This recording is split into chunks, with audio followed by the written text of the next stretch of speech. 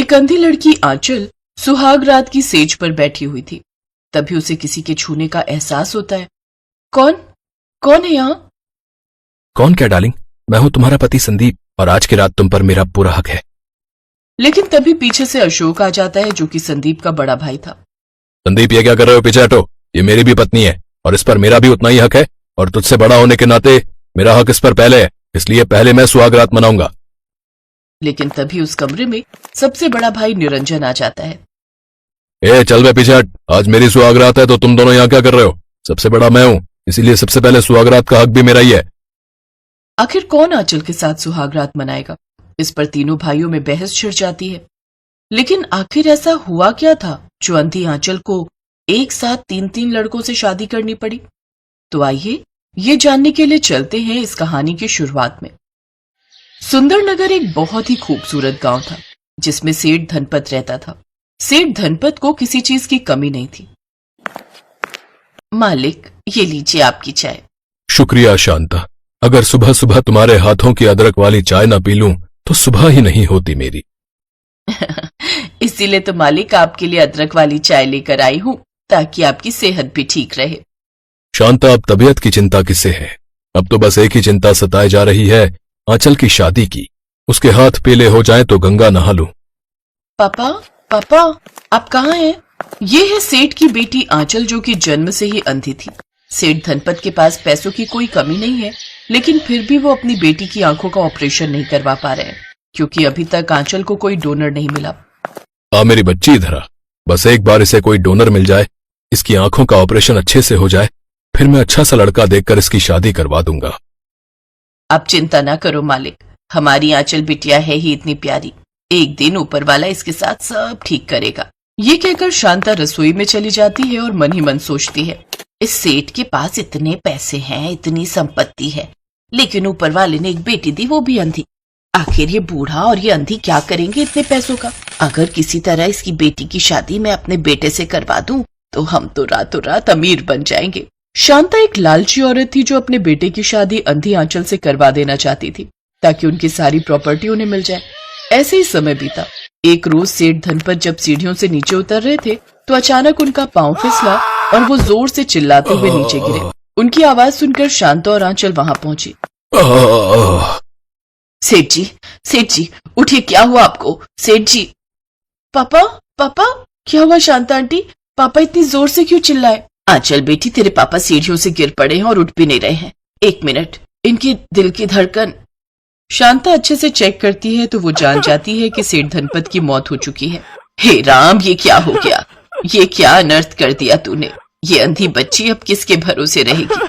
Aunty साफ साफ कही रहा, क्या हुआ है? मेरा दिल बहुत घबरा रहा है। क्या हुआ पापा को? तुम्हारे पापा अब इस दुनिया में नहीं रहे मेरी बच्ची, वो हम सबको छोड़कर चले गए। ये बात सुनते ही आंचल बेहोश होकर गिर पड़ी। अरे, ये इसे क्या हुआ? कहीं ये भी तो टाई नहीं बोल गई? नहीं, अभी तो इसे अपनी सारी संपत्ति मेरे नाम करनी है, मेरे बेटे से ब्याह करके। अभी तक तो जो भी हुआ है सब प्लान के मुताबिक ही हुआ है। अब बस आगे जो मैं चाहूं वो होता रहे। ऐसे ही दिन बीतते हैं। अपने पिता की मौत के बाद आंचल काफी उदास रहती। वो सारा दिन अकेले अपने कमरे में बैठी रहती। अपने पिता की मौत के बाद आंचल काफी उदास रहती। वो सारा दिन अकेले अपने कमरे में बैठी रहती। एक रोज, यही अच्छा मौका है इसे झांसे में फंसाने का और अपने बेटे से शादी के लिए मनवाने का, ये सोचकर शांता अंदर कमरे में जाती है। उदास मत हो बेटी, जिसकी जितनी लिखी होती है वो उतनी ही भोगता है। बड़े भले आदमी थे सेठ जी, लेकिन बेचारे, उनकी आखिरी इच्छा भी अधूरी रह गई। काश कि हम वो पूरी कर पाते तो उनकी आत्मा को शांति तो मिल जाती। कैसी इच्छा आंटी? वो तुम्हें दुल्हन बनते देखना चाहते थे। लेकिन आंटी, भला इस अंधी से कौन शादी करेगा? मेरा बेटा है ना, वो करेगा तुमसे शादी। और सेठ जी से मैंने इस बारे में बात भी की थी, तो वो भी यही चाहते थे कि मेरे बेटे और तुम्हारी शादी हो जाए। शांता भोली भाली आंचल को अपनी मीठी मीठी बातों में फंसा लेती है और आंचल को इस शादी के लिए मना लेती है। ठीक है आंटी, पापा की खुशी के लिए मैं ये करने के लिए तैयार हूँ। शांता घर आकर अपने तीनों बेटों से इस बारे में बात करती है, लेकिन अमीर लड़की से शादी करने की बात पर तीनों बेटे आपस में लड़ने लग जाते हैं। अच्छा ठीक है, लड़ो मत, मैं तुम तीनों की शादी ही उससे करवा देती हूँ। मुझे अब मेरा दिमाग लड़ाने दो। फिर शांता अपने दिमाग पर जोर डालती है और शादी वाले दिन तीनों लड़कों को उसका दूल्हा बनाकर ले आती है। अरे इन तीनों भाइयों की शादी एक ही लड़की से होगी? घोर कलयुग है भैया, कुछ भी हो सकता है। इस अंधी लड़की की किस्मत भी देखो भाई, 3-3 लड़के इससे शादी करने को तैयार हैं।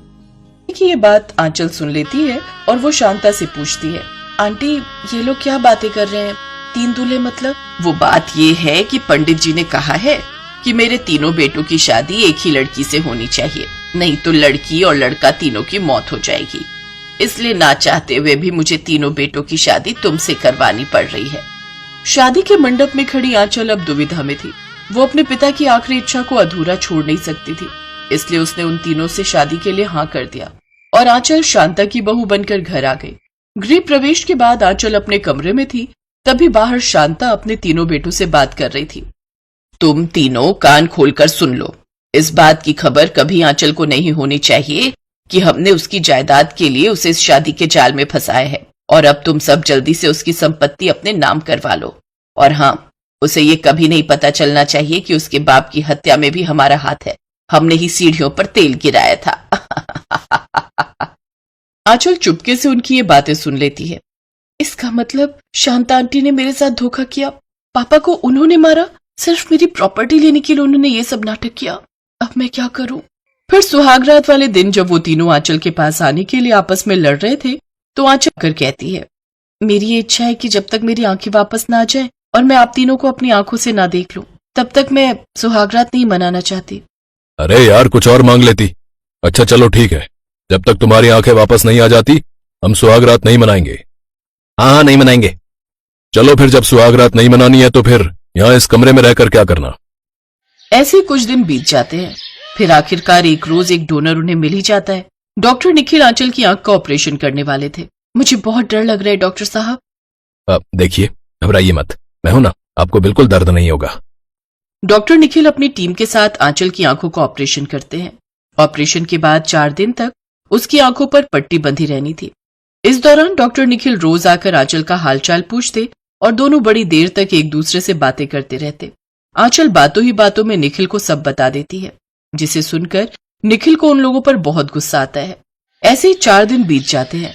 इस दौरान उसके ससुराल वालों में से एक बार भी कोई उसकी खबर लेने नहीं आया। आंचल, आज तुम्हारी आंखों की पट्टी खुलने वाली है, तो बताओ तुम सबसे पहले किसे देखना चाहती हो? मैं सबसे पहले उस भगवान को देखना चाहती हूँ जिसने मुझे ये आंखें दी हैं। मेरे पापा तो अब इस दुनिया में नहीं है। अब सिर्फ तुम ही हो जो मुझे समझते हो, मेरा ख्याल रखते हो, नहीं तो बाकी सब लोग तो मेरा फायदा ही उठाना चाहते हैं। मैं तुमसे कुछ और भी कहना चाहती हूँ। I love you Nikhil. I love you too Aanchal. Nikhil Aanchal की आंखों की पट्टी खोलता है, जिसके बाद वो उसे धीरे धीरे आंखें खोलने के लिए कहता है। आंचल धीरे धीरे आंखें खोलती है। मैं देख सकती हूँ निखिल, मैं देख सकती हूँ। आंचल और निखिल एक दूसरे के गले लग जाते हैं। फिर आंचल निखिल के साथ पुलिस स्टेशन जाकर शांता और उसके बेटों की सारी सच्चाई पुलिस को बता देती है।